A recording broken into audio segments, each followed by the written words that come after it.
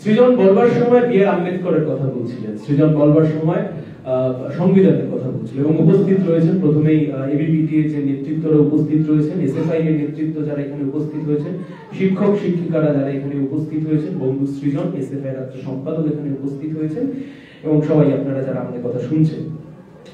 সৃজন বলবার সময় যে প্রথমেই যে বি আর আম্বেদকরের যে একদম বিখ্যাত একটি স্পিচ, যে স্পিচকে সৃজন এখানে তুলে ধরলো, ঠিক যেদিনকে সংবিধান সভা কনস্টিটিউয়েন্ট অ্যাসেম্বলি শেষবারের জন্য বসছে, সেদিনকে বি আর আম্বেদকর একটি কথা বলেছিলেন, ইংলিশে বললে যার মানে হয় if here after things go wrong we will have nobody to blame.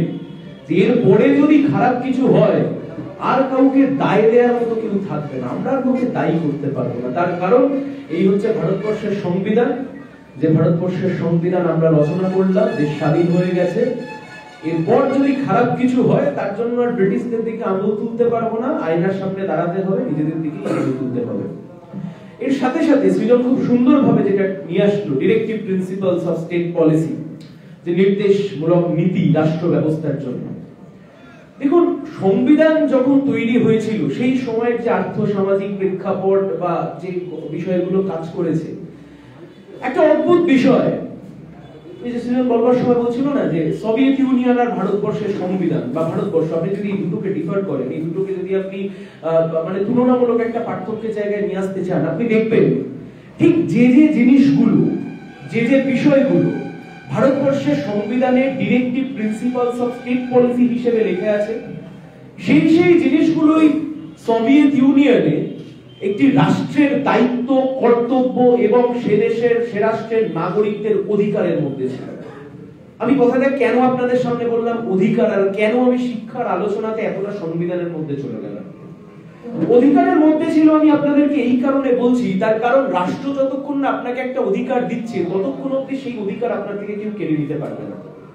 রাষ্ট্র যতক্ষণ না আপনাকে একটা অধিকার দিচ্ছে, সেই অধিকারের মতো দেখতে একটা কিছুর উপরেও যদি রাষ্ট্র ব্যবস্থা কোপ বসায়, তাও আপনি আদালতকে গিয়ে বলতে পারবেন না যে এই হচ্ছে আমার অধিকার, আর এই অধিকার আমার থেকে কেড়ে নেওয়া হয়েছে।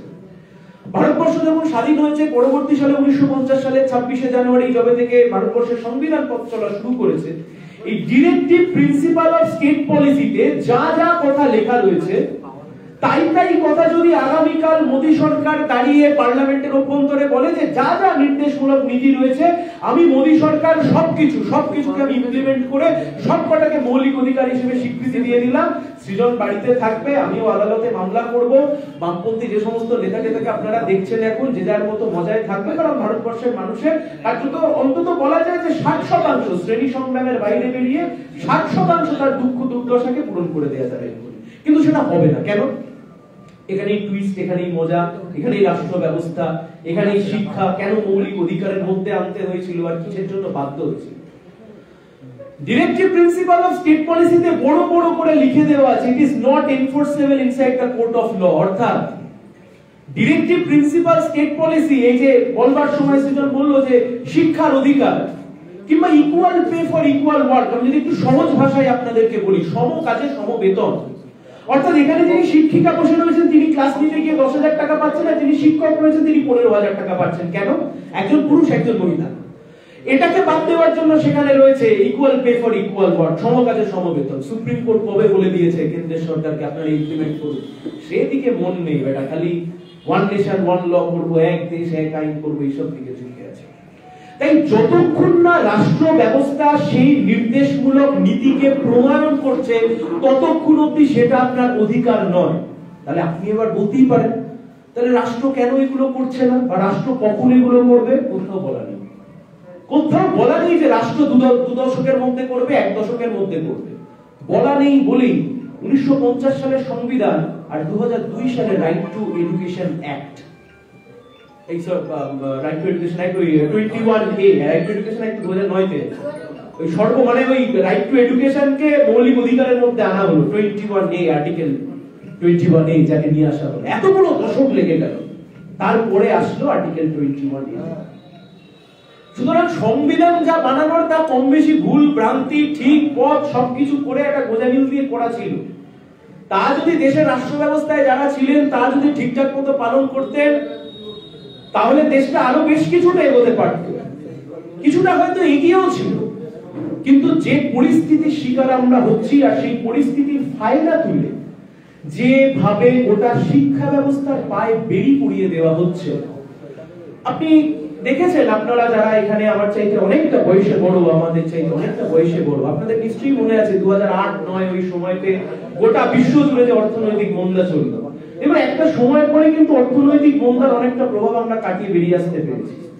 হেলথ ক্রাইসিস, এই যে কোভিড, একটা সময় পরে কিন্তু কোভিড সিচুয়েশনটা নরমাল হয়ে যাবে, কিন্তু জেনে রাখবেন আজকে যে ছাত্রছাত্রীরা ড্রপ আউট হয়ে যাচ্ছে, আজকে যে ছাত্রছাত্রীরা স্কুল ছুট হয়ে যাচ্ছে, আজকে যে ছাত্রছাত্রীরা আপনার যে ক্লাসরুম সেই ক্লাসরুমের বাইরে চলে যাচ্ছে, এর প্রভাব কিন্তু সুদূর প্রসারী। এর থেকে কিন্তু চাইলেই একটা রাষ্ট্র ব্যবস্থা আগামী কালের মধ্যে বেরিয়ে আসতে পারবে না। কিসের জন্য মামলা, কিসের জন্য এসএফআই পথে নেমেছিল, কি বলেছিলাম আমরা কোর্টের অভ্যন্তরে গিয়ে? দেখুন, রাষ্ট্র ব্যবস্থার কাজ কি? একটা রাষ্ট্র তৈরি হয়েছে, একটা রাষ্ট্রের একটা নির্বাচিত সরকার রয়েছে, সেই সরকারটার কাজ কি? মৌলিক বেঁচে থাকবার জন্য যে যে জিনিসগুলোর প্রয়োজন, অন্তত সেটুকুকে এনশিওর করা যে এটা আমি তোমাকে বিনামূল্যে দিলাম, তুমি দান খয়রাতি করছো না বিনামূল্যে দিয়ে, ওটা আমার অধিকার, আমি রাষ্ট্রের নাগরিক, আমি রাষ্ট্র ব্যবস্থার মধ্যে রয়েছি, এটা আমার অধিকার, তুমি আমাকে আমার অধিকার বুঝিয়ে দিচ্ছ। এর মাঝে এলো 2002 সালে আর্টিকেল 21A তে বলা হলো free and compulsory education from 6 to 14। কথাটা আমি কেন এতটা জোর দিয়ে বললাম?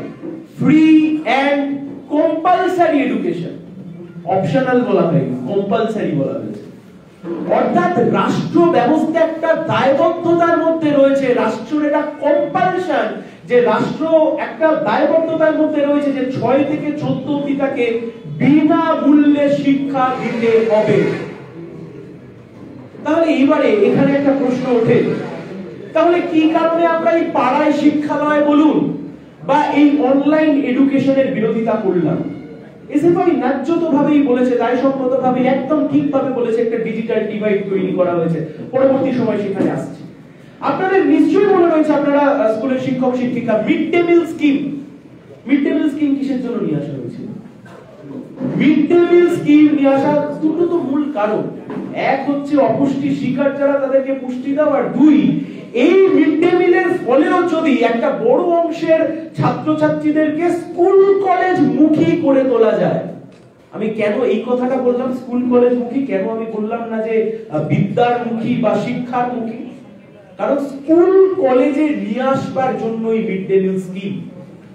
আমরা যারা আদালতে থাকি, আমরা যারা আইনের দিকে থাকি, আমাদের কাজ হচ্ছে, এখন দেখেন না এইসব অর্ধশিক্ষিত ভালো ঘুর চাকুর সব চালাতে পারে কি বিধানসভায় বসে আছে, লোকসভায় বসে আছে, মামলার পর মামলা হাত পেতে ঘুষ নিয়েছে বসে আছে। এরা যা আইন বানায় সেই আইনগুলোকে আমাদেরকে ইন্টারপ্রেট করে দেখতে হয়। ইন্টারপ্রেট করে আমরা কি দেখি?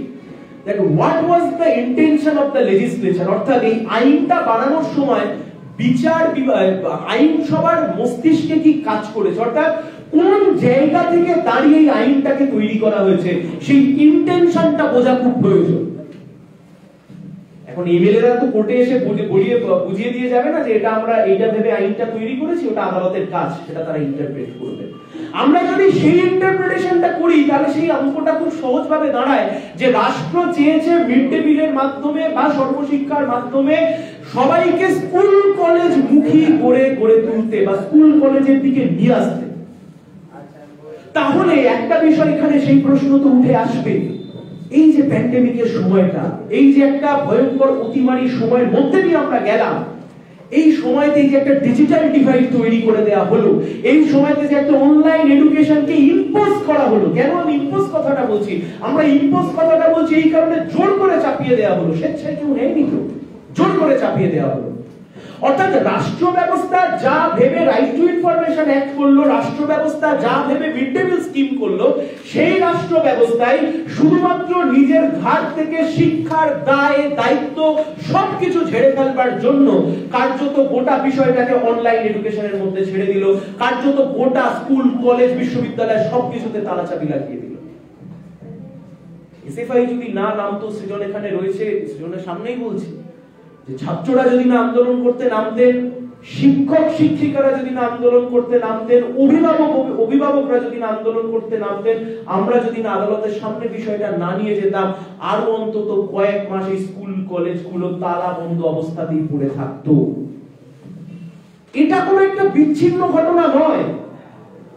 এই যে সৃজন বলবার সময় বিভিন্ন তথ্য দিয়ে আপনাদের সামনে তুলে ধরলো, এবং এই তথ্যের পরিসংখ্যান আরো বেশি করে এখানে বলা যায় এই জায়গা থেকে যে রাষ্ট্র ব্যবস্থা কিভাবে প্রতিনিয়ত শিক্ষা, স্বাস্থ্য, এই সমস্ত জায়গাতে কিভাবে সাবসিডি আস্তে আস্তে কমাচ্ছে, ভর্তুকি আস্তে আস্তে কমাচ্ছে। এখন দেখুন, রাষ্ট্র ব্যবস্থা তার যে দায় দায়িত্ব, তার যে রেসপন্সিবিলিটি, রাষ্ট্র ব্যবস্থা যদি সেই দায় দায়িত্ব পালন করতে ব্যর্থ হয়, তাহলে আদালত এবং আন্দোলন ছাড়া এর কোনো দ্বিতীয় উপায় থাকতে পারে না। যেদিনকে আন্দোলন করতে গেছিলাম, কানের ধারে এসে একজন স্বনামধন্য শাসক দলের আইনজীবী এসে বলেছিলেন, বাবু আমরা 220 এখন। আমি তাকিয়ে বলেছিলাম, দাদা আমরা 226। বললো তোমরা তো শূন্য। না, আমরা 226। 226 কি? সংবিধানের 226 নম্বর আর্টিকেলে বলা আছে, মৌলিক অধিকারকে তুমি যদি কেড়ে নাও, তাহলে আমি আসবো আদালতের কাছে ওই মৌলিক অধিকারকে ফিরিয়ে দেওয়ার জন্য। অ্যাবসলিউট পাওয়ার দেওয়া নেই কোন সরকারকে। কেউ পারে না আপনার বেঁচে থাকবার অধিকারকে কেড়ে নিতে। কেন আমি আপনাকে বলছি বেঁচে থাকবার অধিকারকে কেড়ে নিতে? ওয়াইড ইন্টারপ্রিটেশন করেছে সুপ্রিম কোর্ট। তখনও আসেনি রাইট টু ইনফরমেশন অ্যাক্ট, আসেনি মিড ডে মিল স্কিম, আসেনি। সালটা হচ্ছে সম্ভবত, আমি খুব ভুল না করলে 1989 সাল। একটা মামলা হলো কর্ণাটকে, মোহিনী জেন, খুব ফেমাস মামলা। ক্যাপিটেশন ফি বলে আপনারা গুগলে সার্চ করলে দেখবেন চলে আসবে, ক্যাপিটেশন ফি। কর্ণাটক সরকার বলল এইগুলো আমাদের সিট, এই সিটের বাইরে মেডিকেলে যারা ভর্তি হবে তারা যেমন খুশি ফিস নিতে পারে। উত্তরপ্রদেশের একজন ছাত্রী, তিনি গিয়ে মামলা করলেন এবং মামলা করে সুপ্রিম কোর্ট থেকে সেই মামলাটাকে জিতলেন এবং এনশিওর করালেন তখনও অবধি আইনসভায় এই আইন পাস হয়নি, কিন্তু তখনই সুপ্রিম কোর্ট বলে দিয়েছিল এই যে ফ্রি অ্যান্ড কম্পালসারি এডুকেশন, সেই এডুকেশনের দায়িত্ব দায়ভার রাষ্ট্র ব্যবস্থাকে বহন করতে হবে। কেন আমি আপনাদেরকে এই কথাটা বললাম? বেঁচে থাকবার অধিকার। আপনি তো বেঁচেই আছেন, এখানে বসে আছেন, শুনছেন আমাদের কথা। বাইরে যারা রয়েছে তারা হেঁটে চলে বেড়াচ্ছে।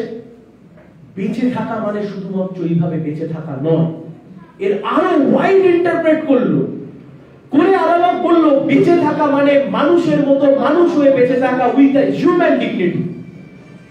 তাহলে ডিগনিটি যদি আপনাকে বজায় রাখতে হয়, ডিগনিটির সাথে যদি এই সমাজ ব্যবস্থায় আপনাকে মাথা তুলে বেঁচে থাকতে হয়, ডিগনিটিকে যদি আপনার কাছে রাখতে হয়, তাহলে শিক্ষা ছাড়া এর কোনো দ্বিতীয় অপশন আপনার কাছে অন্তত থাকতে পারে না। এর সাথে আমি আপনাদের সাথে শেয়ার করে নিচ্ছি একটা চমৎকার কথা, যে বেঁচে থাকা মানে নট লাইক আ মিয়ার ফিজিক্যাল এক্সিস্টেন্স। অর্থাৎ আমার শুধু একটা অবয়ব, সেই অবয়বটা, শারীরিক অবয়বটা আপনার সামনে রইল, এটা বেঁচে থাকা নয়। নট লাইক আ মিয়ার ফিজিক্যাল এক্সিস্টেন্স। পশু পাখির মতো বেঁচে থাকা নয়, বেঁচে থাকা মানে মানুষের মতো মানুষ হয়ে বেঁচে থাকা। আর সেই মানুষের মতো মানুষ হয়ে বেঁচে থাকবার যে মৌলিক অধিকার, সেই মৌলিক অধিকারের মধ্যে এই সংবিধানে জলজল করে যেটা এখনো রয়েছে আর্টিকেল 21A-তে, সেটা হচ্ছে শিক্ষার অধিকার। তাহলে মামলা হবে না, আন্দোলন হবে না? 100 বার। যতবার স্কুল কলেজে তালা পড়বে, যতবার ছাত্রছাত্রীদেরকে তাদের কলেজ ক্যাম্পাস থেকে বঞ্চিত করা হবে, ততবার আমরা ওই 226 করে কানের ধারে বাজাবো।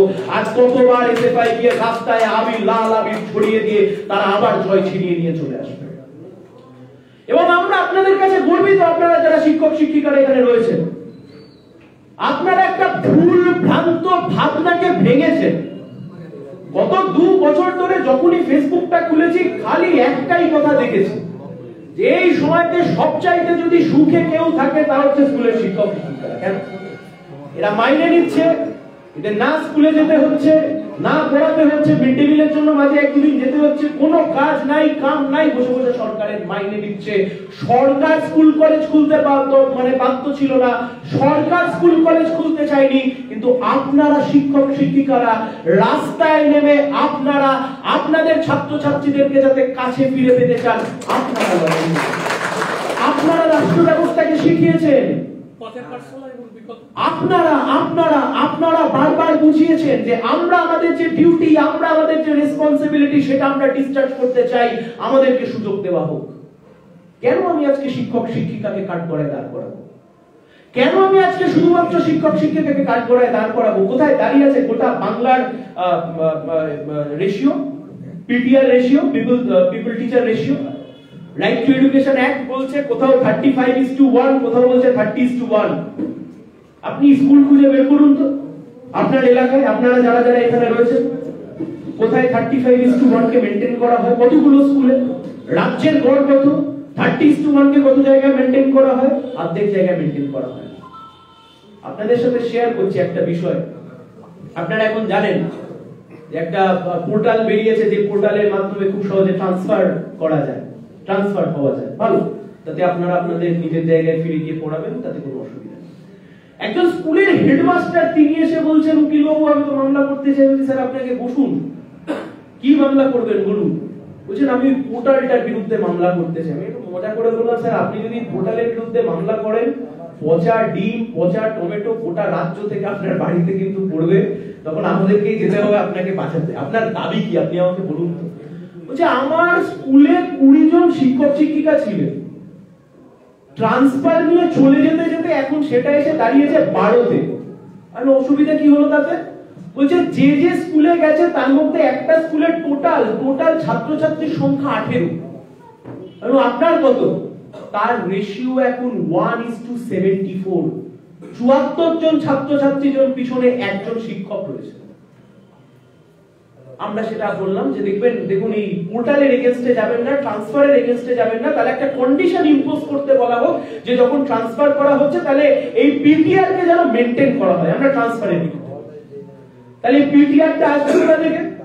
ওখানে বসে ফেসবুক দেখছিলাম, সৃজন বলবার সময় কিছুক্ষণ একটু আগে দেখলাম 550 জনের নিয়োগ বাতিল করে দিয়েছে এসএসসি তে। এমনি তো বাতিল করেনি, দুর্নীতির জন্য বাতিল করেছে।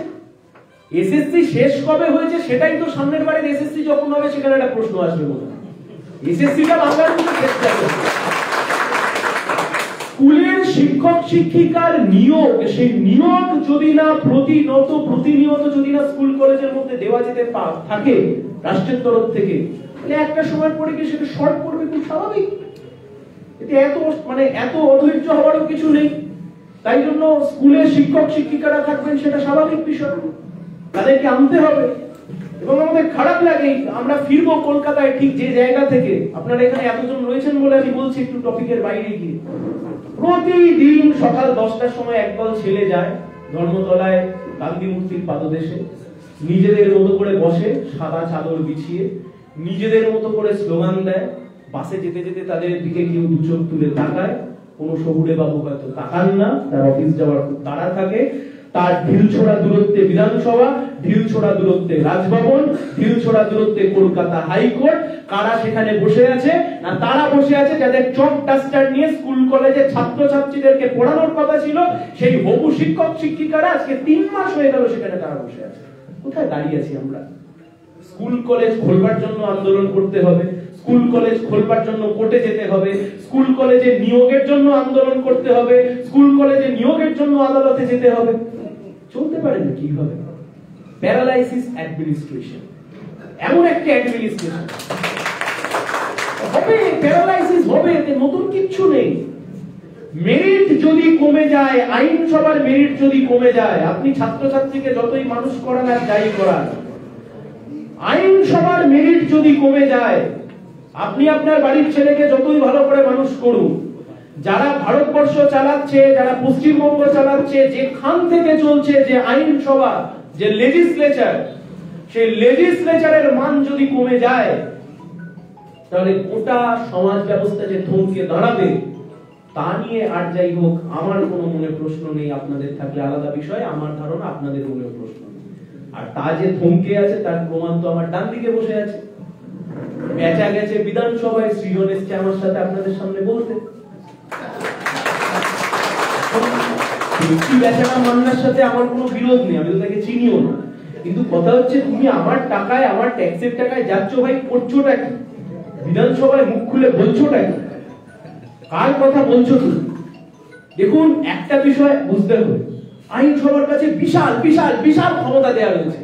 এরা চাইলে ভারতবর্ষের প্রধান বিচারপতি মুন্ডুপাত করে দিতে পারে আইনসভার অভ্যন্তরে, যা তা বলতে পারে, তাতে ওদের ইমিউনিটি দেয়া আছে, স্পেশাল প্রিভিলেজ দেয়া আছে তাদের কাছে। কিন্তু সেই আলোচনার মধ্যে যদি না আপনার দুঃখ, দুর্দশা, শিক্ষক, শিক্ষিকা, ছাত্রছাত্রীর দুর্দশার কথা উঠে আসে, তাহলে সেই আলোচনার কনক্লুশন কোথায় গিয়ে পৌঁছবে? আপনি শুনেছেন, আপনি বলুন তো, আপনি লোকসভা, রাজ্যসভা, বিধানসভায় ড্রপ আউট নিয়ে একটা কথা বলতে শুনেছেন? কিন্তু আপনি শুনেছেন কোন দুটো জায়গায়? আপনি রাস্তা থেকে সৃজনদেরকে বলতে শুনেছেন, আপনি আদালতের থেকে আমাদেরকে বলতে শুনেছেন। তাহলে এই যে ড্রপ আউট, একটা বিশাল অংশের স্টুডেন্ট ড্রপ আউট হয়ে গেল, এর ফলে সবচাইতে বাজে যে এফেক্ট কোথায় গিয়ে পড়লো, কোথায় গিয়ে দাঁড়াচ্ছি আমরা এই ড্রপ আউটের ফলে? আপনি একবারের জন্য ভাবুন যে ভারতবর্ষের বুকে দুটো মূল সমস্যা ছিল ড্রপ আউটের ফলে। এক হচ্ছে কম বয়স, ছোট বয়সে বিয়ে হয়ে যাচ্ছে, আর দ্বিতীয় হচ্ছে কম বয়স, ছোট বয়স, শৈশবে তারা গিয়ে একটা চাকরির মধ্যে নিজেদেরকে ইনভলভ করে নিচ্ছে, শিশু শ্রমিক যাদেরকে আমরা বলি, অর্থাৎ এই যে লেবার হয়ে যাচ্ছে কম বয়সে। এই যে বিপুল অংশের ছাত্রছাত্রীরা আস্তে আস্তে ড্রপ আউট হয়ে গেল, তারা যে আবার চাইল্ড লেবার হয়ে যাচ্ছে, আবার যে একটা চাইল্ড ম্যারেজের প্রবণতা সমাজে ফিরে আসছে, আগেও ছিল, কিছুটা কমানো গেছিল, গোটা প্যান ইন্ডিয়া জুড়ে, গোটা ভারতবর্ষ জুড়ে যেটা কমানো গেছিল, এই ক্রাইসিস থেকে আমরা বেরোবো কিভাবে? এই ক্রাইসিসের জায়গা থেকে আমরা বেরোবো কিভাবে?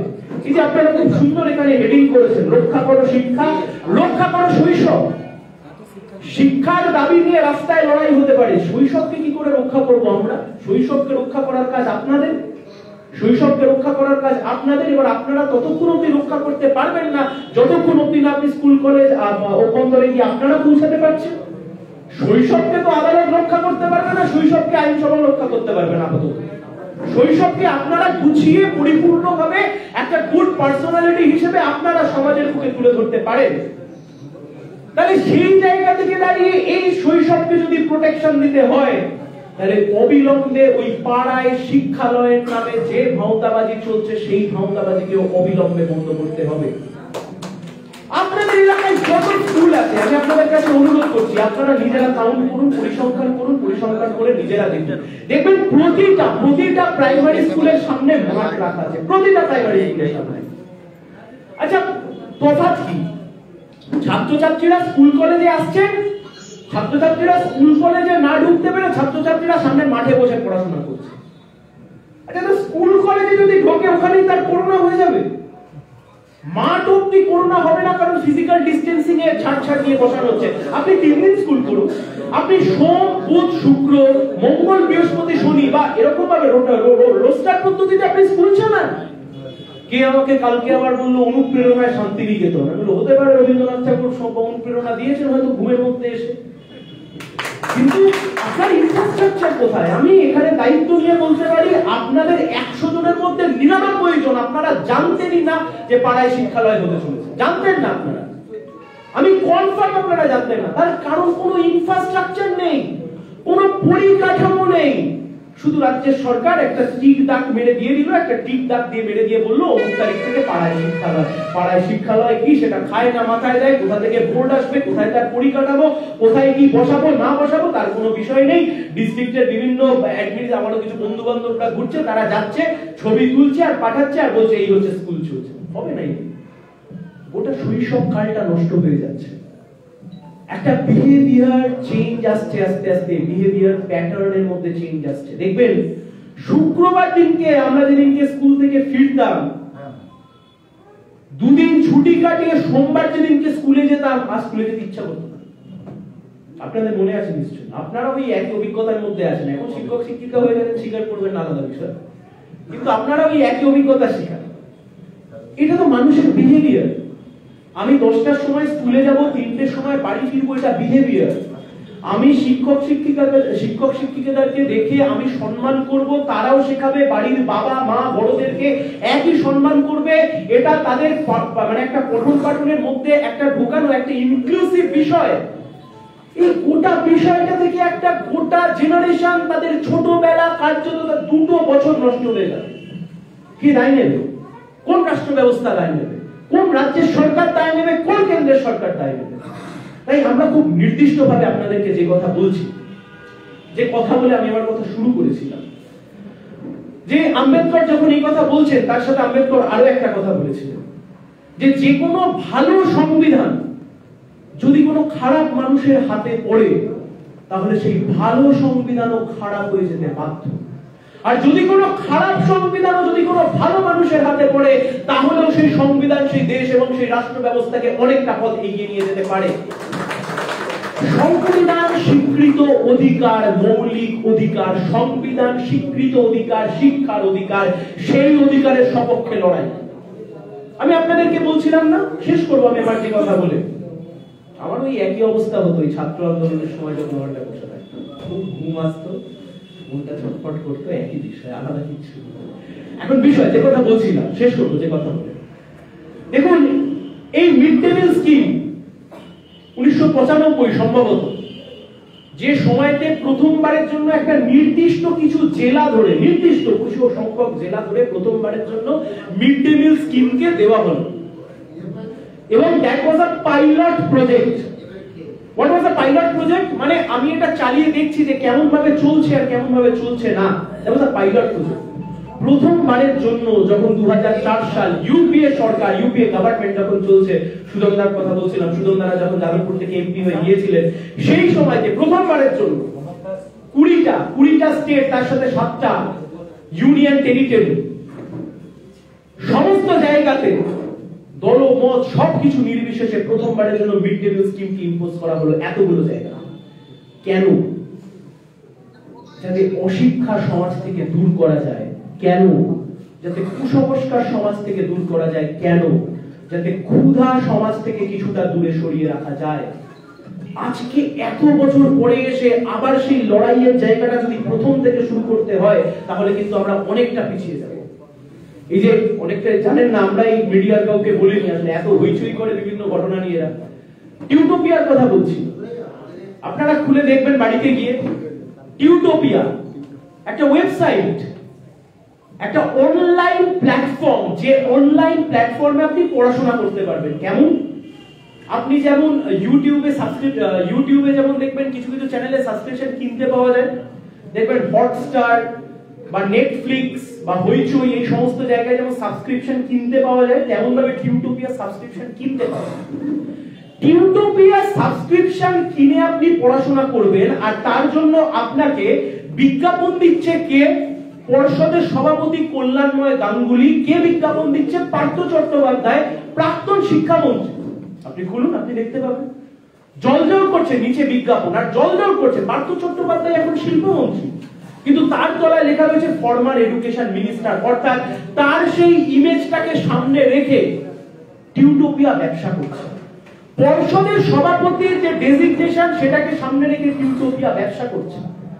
এবারে আপনি সোজা চলে যাবেন ওয়েবসাইটের FAQ, ফ্রিকোয়েন্টলি আস্কড কোয়েশ্চেন, দেখবেন সেখানে একটা প্রশ্ন রয়েছে যে টিউটোপিয়া কি শুধুমাত্র বেঙ্গলি মিডিয়ামের স্টুডেন্টদেরকে পড়ায়, ইয়েস অর নো? দেখবেন তার নিচে বড় বড় করে লেখা রয়েছে যে হ্যাঁ, টিউটোপিয়া কেবলমাত্র বেঙ্গলি মিডিয়ামের স্টুডেন্টদেরকেই পড়ায়। তাহলে একে একে দুইটা কেমন ভাবে হলো?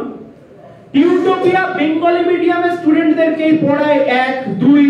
সেই বেঙ্গলি মিডিয়ামের স্টুডেন্টরা গত 2 বছর ধরে স্কুল কলেজ পাঠশালায় যেতে পারছে না, অনলাইনে পড়াশোনা করতে হচ্ছে। 3, সেই বেঙ্গলি মিডিয়ামের দেখভাল করবার জন্য পর্ষদের মাথায় তাকে বসানো রয়েছে, আর প্রাক্তন শিক্ষামন্ত্রী দুজনে মিলে টিউটোপিয়াকে প্রমোট করছেন। অর্থাৎ দিনের শেষে ওই শিক্ষাটা পণ্যতেই পরিণত হলো, আর যার পকেটে জোর ছিল সে কেবলমাত্র টিউটোপিয়া সাবস্ক্রিপশনটা কিনে পড়াশোনাটা করতে পারলো। আপনাদেরকে এই মঞ্চ থেকে জানিয়ে রাখছি, সেই টিউটোপিয়া নিয়েও আমরা মামলা করেছি। গতকাল যা শুনানি হয়েছে, আগামী 4 তারিখ আবার তা শুনানি হবে। ওই কল্যাণময় গাঙ্গুলিকে তার পদ থেকে সরাতে হবে। এ চলতে পারে নাকি পর্ষদের সভাপতি টিউটোপিয়ার অ্যাডভার্টাইজমেন্ট করবে? তাই পরিশেষে আপনাদেরকে যে কথা বলতে চাই, এগুলো যে শিক্ষার লড়াই, শিক্ষার শেষে কাজের লড়াই, বা আপনারাও যে উপযুক্ত পরিবেশ পরিকাঠামো নিয়ে বলতে গেলে আমি যেটা ঠিক করেছিলাম বলবো আপনাদেরকে, যে ছাত্রছাত্রীদের পেটে যেমন মিড ডে মিলে ভাত দিতে হবে, ঠিক তেমন ভাবে মাস্টার মশাইদের প্রাপ্য দিয়ে দিতে হবে।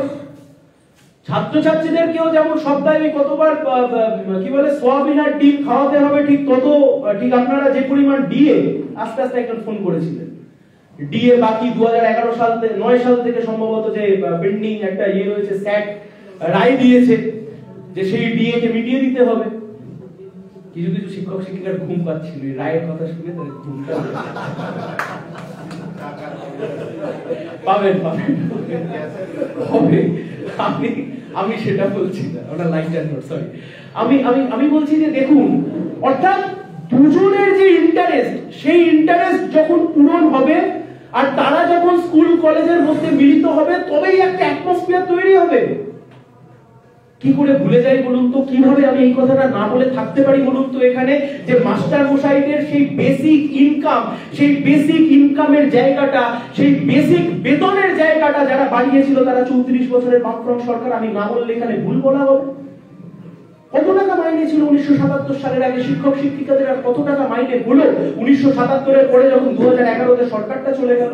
সুতরাং এটাই সরকারের কাজ, এটাই রাষ্ট্র ব্যবস্থার কাজ, যে শিক্ষা ব্যবস্থাকে যদি এগিয়ে নিয়ে যেতে হয় তাহলে একদিকে ছাত্রছাত্রীদেরকেও যেমন স্কুলের মধ্যে নিয়ে আসতে হবে, বিভিন্ন রকমের প্রজেক্টের মাধ্যমে তাদেরকে যেমন স্কুল কলেজ মুখী করে তুলতে হবে, ঠিক তেমন ভাবে তাদেরকেও যারা পড়াবেন, যে মাস্টার মশাইরা পড়াবেন, তাদের ইন্টারেস্টটাও যাতে প্রোটেক্ট হয়, সেই দায় সেই দায়িত্ব রাষ্ট্র ব্যবস্থার। তাই শুরুতে যে কথা বলেছিলাম, মৌলিক অধিকার রক্ষার লড়াই আমরা করছি। আপনারা যারা ওপারটায় বসে আছেন আর আপনারা যারা এপারটায় বসে আছেন, আমরা যারা এখানে রয়েছি, সৃজনরা রয়েছে, আমরা সবাই একটা ইউনিট, যে একটা ইউনিটের প্রধান এবং শেষ দাবি সবার জন্য শিক্ষা, আর তার জন্য স্কুল কলেজ খুলতে হবে, পাড়ায় শিক্ষালয় নয়। আর যতবারই স্কুল কলেজটাকে বন্ধ করে দিয়ে মৌলিক অধিকার থেকে ছাত্রছাত্রীদেরকে বঞ্চিত করা হবে, ততবারই বি আর আম্বেদকর যে কথা বলে গেছিলেন, যে ওই আয়নার সামনে দাঁড় করিয়ে ওই মুখটাকে বারবার আমরা দেখাবো, মৌলিক অধিকার কেড়ে নেওয়া হলে তার লড়াই রাস্তায় এবং আদালতে, দুটো জায়গাতেই আমরা সমানভাবে বুঝে নেব। আপনাদের সবাইকে অনেক শুভেচ্ছা, অভিনন্দন এবং ভালোবাসা। কিন্তু একটু দয়া করে বলবে, তাহলে বাকিটা বলো যে টাকাটা কোত্থেকে আসছে। 700 কোটি টাকা মিডিয়া, মানে আমি কোট করতে পারি, যে কেউ চ্যালেঞ্জ করলে তাকে অনুরোধ করতে পারি বিনীতভাবে যে আমার হয়ে সায়ন লড়বে, আপনি আমার বিরুদ্ধে কোর্টে যান। 700 কোটি টাকা 2021 সালের শেষের দিকের হিসেব, এই গত 1.5 বছর স্কুল বন্ধ রেখে ডিম না খাইয়ে বাঁচিয়েছে পশ্চিমবঙ্গ সরকার।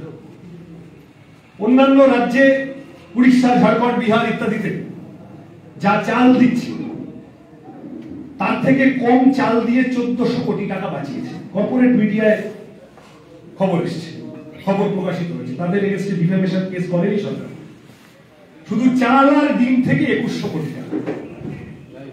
এখান থেকে যদি 500 টাকা, 600 টাকা, 700 টাকা যায়, ভালো সুন্দর হচ্ছে, মাছের তেলে মাছ ভাজা হচ্ছে, আমরা সবাই ভাবছি দারুণ চলছে, রাজা তোর কাপড় কোথায় বলার লোক পাওয়া যাচ্ছে না।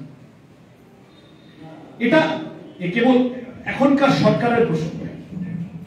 সামগ্রিকভাবে শিক্ষা নীতির বিবর্তনটা এইভাবে হয়েছে যে এডুকেশন আস্তে আস্তে পাবলিক সার্ভিস থেকে, মাঝখানে বলা হলো যে আচ্ছা এডুকেশন শিক্ষা খাতে সরকারি ব্যয় বরাদ্দ করে লাভ নেই, ওটা তো অলাভজনক সেক্টর,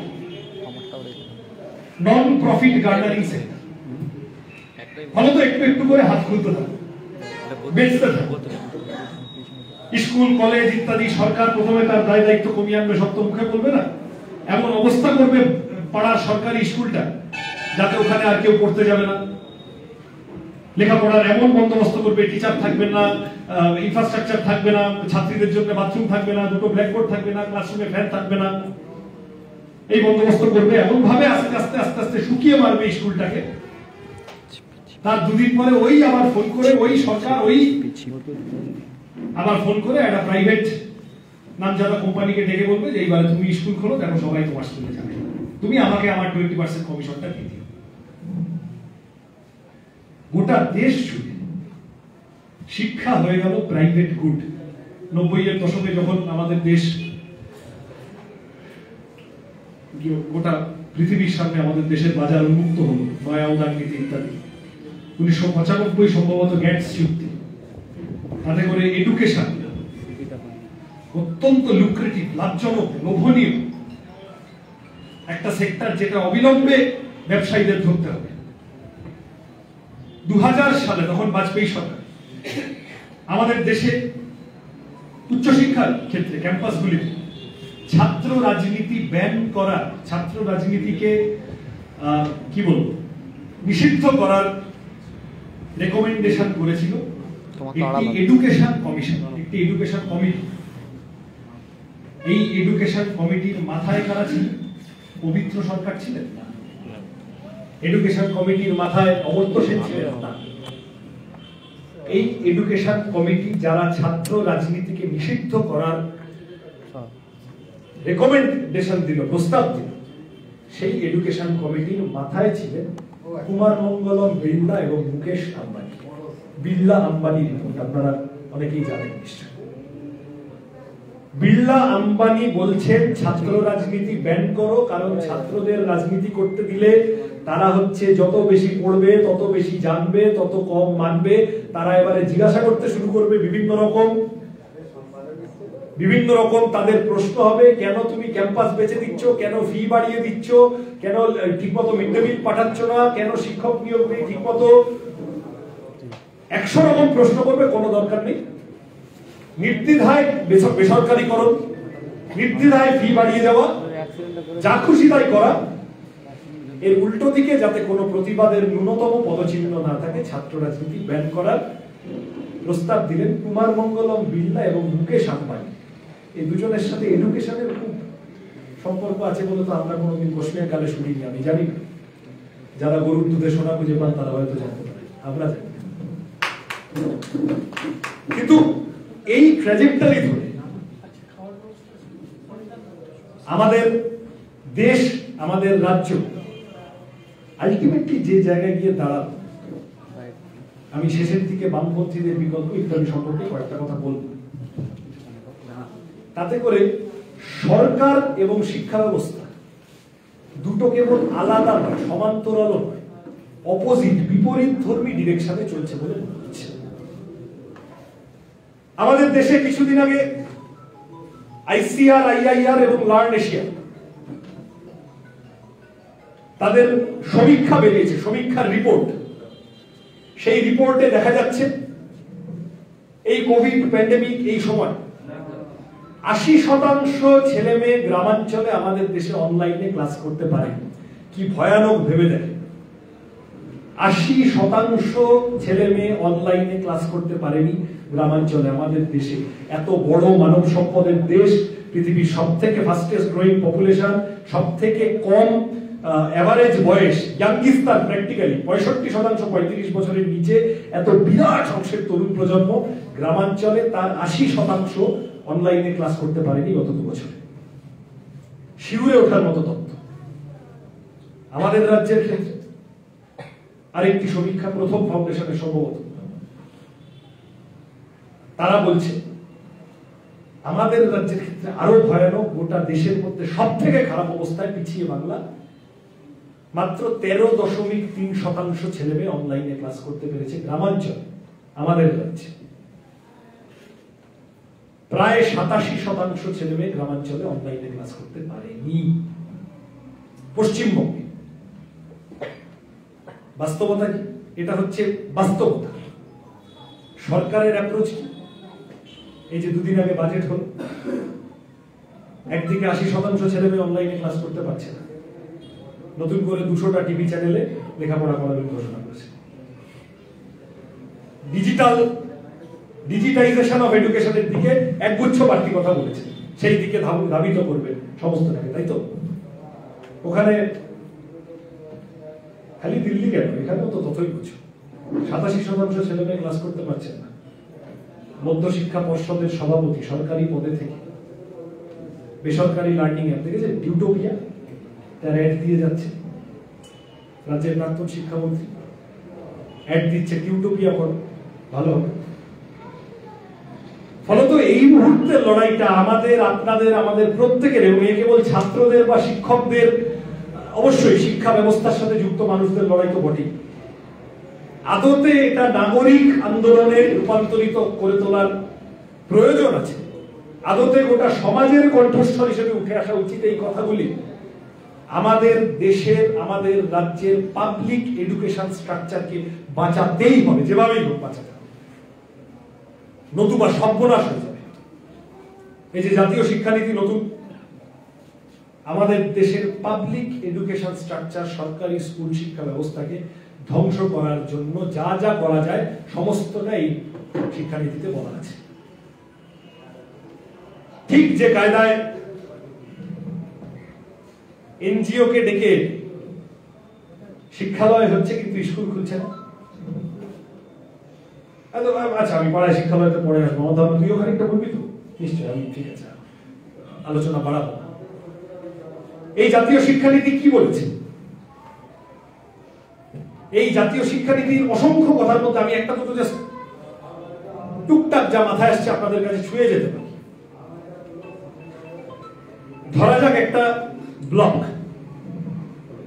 একটা ব্লকে 4টি স্কুল আছে। ব্লকের মধ্যে গঞ্জ এলাকা যেটা, সেখানে একটি স্কুল আছে, আর বাকি একটু গ্রাম প্রান্তিক এলাকায় 3টে স্কুল আছে। কথার কথা আমি বোঝার জন্য বলছি। বা একটা মহকুমা, ধরেন 7টা স্কুল আছে, মহকুমার কেন্দ্রবিন্দু যে জায়গাটা, যে গঞ্জ এলাকাটা, সেখানে একটি স্কুল, আর বাকি প্রান্তিক অঞ্চলগুলো ধরে, গ্রামগঞ্জ, গ্রাম ইত্যাদি ধরে আরো 6টা স্কুল। প্রাইমারি হতে পারে, সেকেন্ডারি স্কুল হতে পারে, হায়ার সেকেন্ডারি স্কুল হতে পারে, যাই হোক। আমাদের জাতীয় শিক্ষানীতি, নতুন জাতীয় শিক্ষানীতি বলছে স্কুলগুলিকে ঢেলে সাজানো হবে। তার জন্য পিপিপি মডেল, প্রাইভেটকে ডাকা হবে, প্রাইভেটকে ডেকে এখানে এনে বলা হবে যে আচ্ছা তোমরা খানিকটা করো, আমরা খানিকটা করছি, তুমি কিছু দাও, আমি কিছু দিই।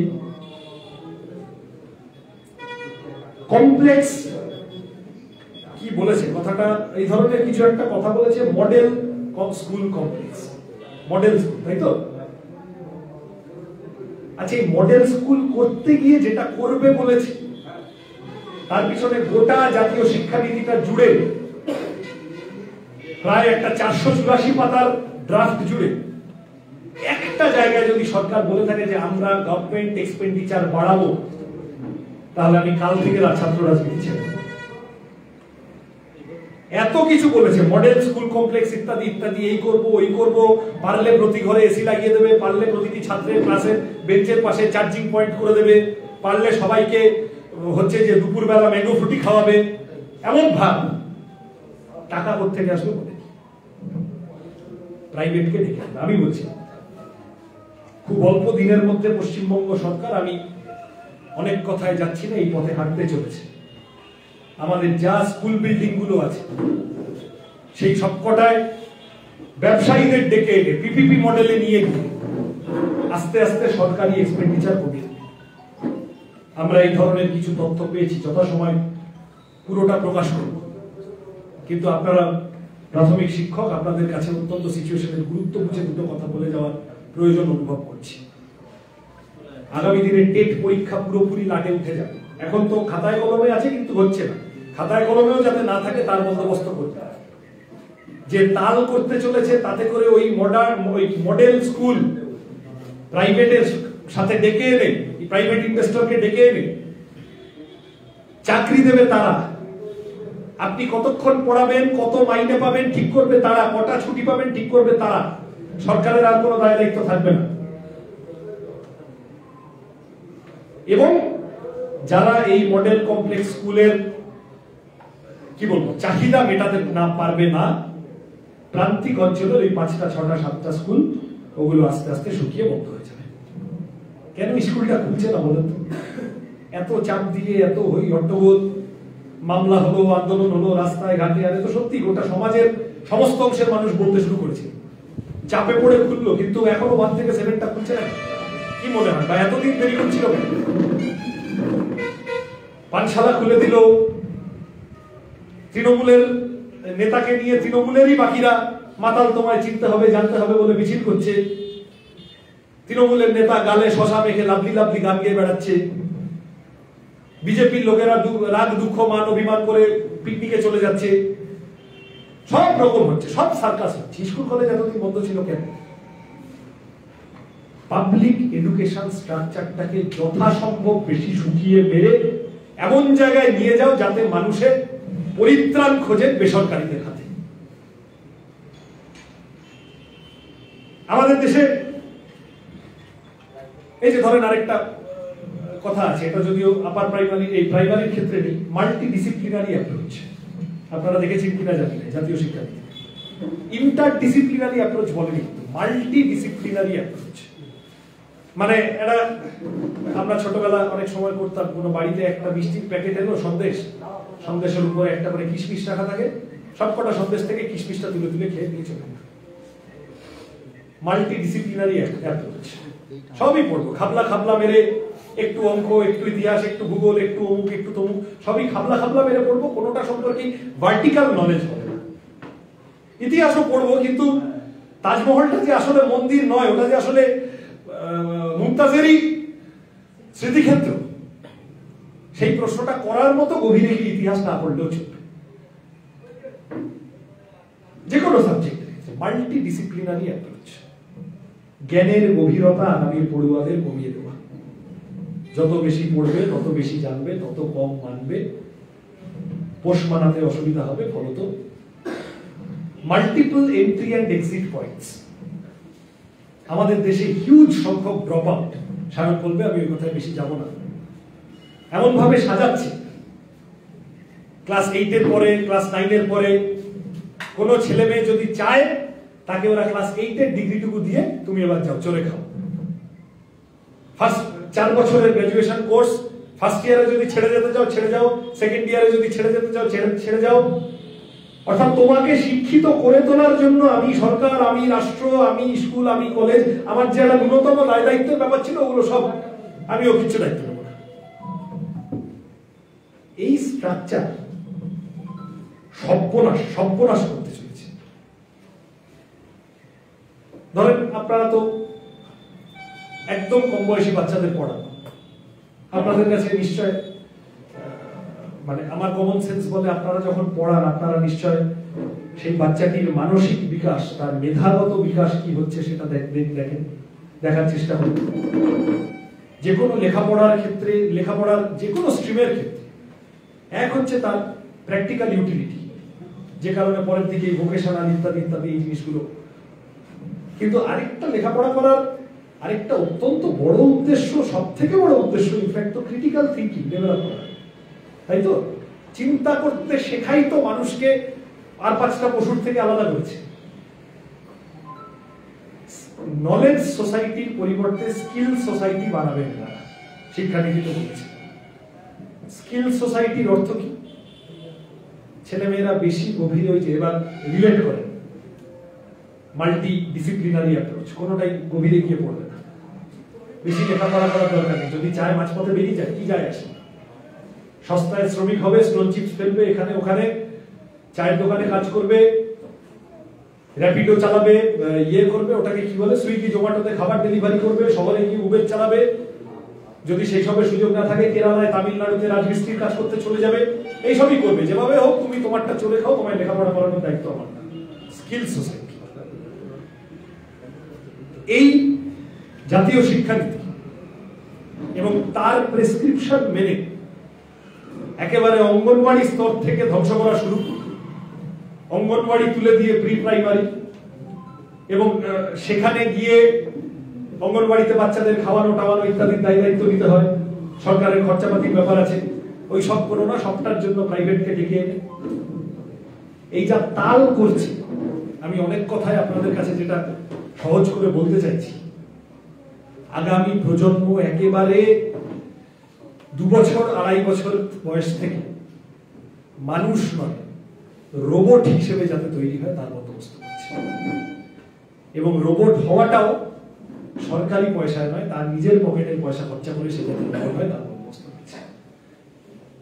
এই এতদিন স্কুল কলেজ বন্ধ রাখা, অনলাইন ক্লাসের উপর জোর করে চাপ দেওয়া, তুমি পাচ্ছ না তাও তোমার অনলাইনেই ক্লাস করতে হবে, আর কোনো রাস্তা আমরা ছেড়ে রাখবো না। কি অসুবিধা ছিল স্বাস্থ্যবিধি মেনে, এই যে এখন করছে, এটাই তো 2 বছর ধরে 1.5 বছর ধরে করতে পারতো। স্কুলের বাইরের সামনের খেলার মাঠটাকে ব্যবহার করে স্বাস্থ্যবিধি মেনে 3 ফুট দূরত্ব করে মাস্ক স্যানিটাইজার দিয়ে বাচ্চাদের পড়াবো। আপনারা পড়াতেন, কি অসুবিধা হতো? তারপরেও যদি শহরে গিয়ে এরকম কারণ মনে হয় যে না আমার ভয় লাগছে টয় লাগছে, একটা প্রজেক্টর টাঙিয়ে দিলেই হতো, সে অনলাইনেও ক্লাস করতো, আর যারা পারতো অনলাইনে পারছে না তারা সামনে বসে প্রজেক্টর দেখে অফলাইনে পড়াশোনা করতো। 10 টাকার টেকনোলজি আমাদের মাথায় ঢুকলো আর সরকারের নেতা মন্ত্রীদের মাথায় ঢুকলো না, কেন করছে না?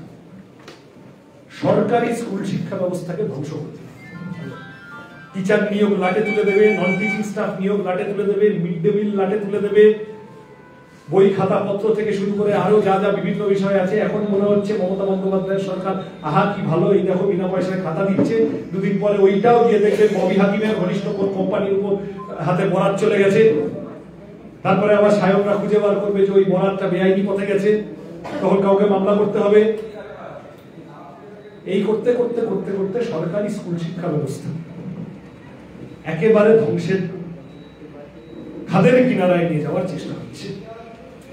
আমি ছাত্র আন্দোলনের কর্মী হিসেবে আপনাদের কাছে এটুকু বলতে পারি, শিক্ষকদের কাছে, যে এই লড়াইটা আমাদের একসাথে লড়তে হবে। অনেক ক্ষেত্রে অনেক জায়গায় এই ধরনের হয়ে যাচ্ছে যে ছাত্র বনাম শিক্ষক, অভিভাবক বনাম শিক্ষক। একসাথে এই বার্তা দিতে হবে যে শিক্ষকেরও সমস্যা হলো সরকার পয়সা খরচ করছে না, ছাত্রেরও সমস্যা হলো সরকার পয়সা খরচ করছে না। যেটা সোভিয়েত ইউনিয়নে হতো বলে ওই মেয়েটি বলেছিল, বাট দ্য ফুড ওয়াজ চিপার। অন্ন, বস্ত্র, বাসস্থান, শিক্ষা, স্বাস্থ্য, 5টি বেসিক সরকারের দায়িত্ব নেওয়া উচিত। আমাদের দেশের সরকার, রাজ্যের সরকার প্রতিদিন সংকুচিত করে ফেলছে। 2000 ওই বিড়লা আম্বানি রিপোর্ট বেরোলো, তার কিছুদিন পরে আমরা জানতে পারলাম হলদিরাম ভুজিওয়ালা তারা অব্দি হরিয়ানা ইউনিভার্সিটি খুলে ফেলেছে, লাভলি ইউনিভার্সিটি সব হচ্ছে ওখানে, সুন্দর হচ্ছে। এই যে মুকেশ আম্বানির কি জিও, তাই তো ইউনিভার্সিটি আছে না, আবার সেটাকে আবার নরেন্দ্র মোদী সরকার তাকে বিরাট র্যাঙ্কিং ট্যাঙ্কিংও দিয়েছে। এদিকে সরকারি কলেজে যান, প্রতি বছর ফি বাড়ছে, প্রতি বছর ফি বাড়ছে, ডেভেলপমেন্ট ফি, কম্পিউটার ফি, লাইব্রেরি ফি, অমুক ফি, তমুক ফি। সরকারের খরচের কথা, গভর্নমেন্ট এক্সপেন্ডিচার বাড়ানো, প্রতি বছর আগের বছরের থেকে একটু করে গভর্নমেন্ট এক্সপেন্ডিচার কমে যাচ্ছে, এইবারের বাজেটে কমেছে। আমি কেবল আপনাদের, আমরা যারা সংকটে আছি ছাত্রদের, আমি ওই মুঘলে আজম ছিল না ওই সিনেমাটি শিক্ষক মহাশয়দের সামনে, এর থেকে বেশি পুষ্পা টুষ্পা বললে আপনারা রাগ করবেন। আমি একটু বড়দের পছন্দ হয় এরকম একটা সিনেমার একটা কথাকে একটু অন্যরকম ভাবে বলে শেষ করে দিচ্ছি, বাকিটা অসম্ভব ভালো বক্তা সায়ক নিশ্চয় করবে। প্রতিটি তেমন মানুষ শিক্ষাক্ষেত্রের সাথে জড়িত, আমরা যারা সংকটে আছি, প্রতিটি তেমন ছেলে বা মেয়ে অনলাইনে ক্লাস করতে পারছে না, পরীক্ষা দেবে কি করে বুঝতে পারছে না, প্রতিটি তেমন আমার বয়সী কম ছেলে বা মেয়ে এমএসসিটা হয়তো হয়ে গেছে, আরেকটু ইচ্ছা ছিল এমফিলটা করার বা পিএইচডিটা করার, হলো না, টাকা পয়সার অভাব, এখন খাবার ডেলিভারি করে বেড়াতে হচ্ছে। প্রতিটি তেমন কৃষক পরিবারের সন্তান, এই অকালের বৃষ্টিতে যার মাঠের আলু নষ্ট হয়ে গেছে, অসুবিধা হয়েছে, হঠাৎ পরিবারে ঘনিয়ে এসেছে অন্ধকার, ফি ভরা যায়নি বলে নাম কাটা গেছে। প্রতিটি তেমন বাচ্চা মেয়ে স্কুলে একটা বাথরুমের অসুবিধা, অন্যান্য অসুবিধা, একটু কিরকম যেন সংকোচ হয় ক্লাসে যেতে, বাকিদের সাথে কথা বলতে। প্রতিটি তেমন শিক্ষক দিয়ে আটকে আছে বা অন্য কোনো ভাবে শোষিত হচ্ছেন, বঞ্চিত হচ্ছেন সরকারের নীতিগুলোর দ্বারা। প্রতিটি তেমন নন টিচিং স্টাফ অসুবিধায় পড়েছেন, একটু যদি আরেকটু যদি কম ওভারটাইম করা যেত। প্রতিটি শিক্ষাক্ষেত্রের সাথে যুক্ত মানুষ যারা সংকটে আছে, আমি কেবল বামপন্থী ছাত্র আন্দোলনের একজন কর্মী হিসেবে আপনাদের এইটুকু বলতে পারি, তাদের এইটুকু বলতে পারি, ये टीएमसी बीजेपी ये तुम्हें जीने नहीं देगा, ये टीएमसी बीजेपी ये तुम्हें जीने नहीं देगा, और ये बात तुम्हें मरने नहीं देगा। আসসালামু আলাইকুম।